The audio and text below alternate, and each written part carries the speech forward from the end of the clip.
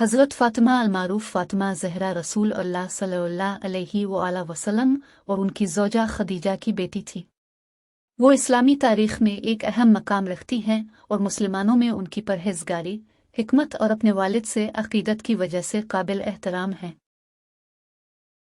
फ़ातिमा 605 अस्सुवी में मक्का मुकर्रमा, सऊदी अरब में पैदा हुई। वो एक ऐसे घराने में परवरिश पाई जो रास्तबाजी और रूहानियत पर जोर देता था। इसकी परवरिश ने इसके किरदार को तश्कील देने और उसके अक़ीदे को गहरा करने में अहम किरदार अदा किया। 18 साल की उम्र में फ़ातिमा ने अली इब्न अबी तालिब से शादी की, जो बाद में इस्लाम के चौथे खलीफा बने।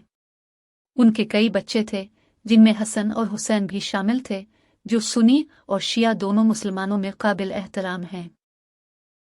फ़ातिमा ने अपने वालिद के मिशन के दौरान उनका साथ दिया और उनके साथ मुतअद्दिद मुश्किलात का सामना किया। वो अपनी हमदर्दी, ज़हानत और मज़बूत इख़लाक़ी अक़दार की वजह से मशहूर थी। फ़ातिमा ने इब्तिदाई मुस्लिम कम्युनिटी को दरपेश मुश्किल वक्त में इस्लाम के पैगाम को फैलाने और अपने वालिद की हिमायत करने में अहम किरदार अदा किया। 632 ईस्वी में अपने वालिद की वफ़ात के बाद फ़ातिमा को गम और सोग का सामना करना पड़ा। उन्होंने अपने शौहर अली के हुकूक और खिलाफत पर उनके दावे के दिफा में अहम किरदार अदा किया। ताहम इस दौरान उन्हें हिज़्ब इख्तिलाफ और सियासी चैलेंजेस का सामना करना पड़ा। तारीख़ी रवायात के मुताबिक फ़ातिमा अपने वालिद की वफ़ात के चंद माह बाद 28 या 29 साल की उम्र में इंतकाल कर गई। उनकी मौत के अर्द गिर्द के हालात मौरख़ीन और उलमा के दरमियान बहस का मौजू बने हुए हैं।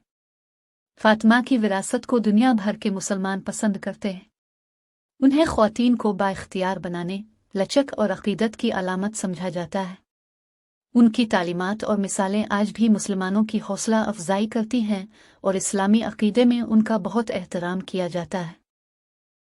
अगर आपको हमारी वीडियो पसंद आई है तो बड़ा मेहरबानी लाइक बटन दबाएं, वीडियो शेयर करें और हमारे चैनल को सब्सक्राइब करें।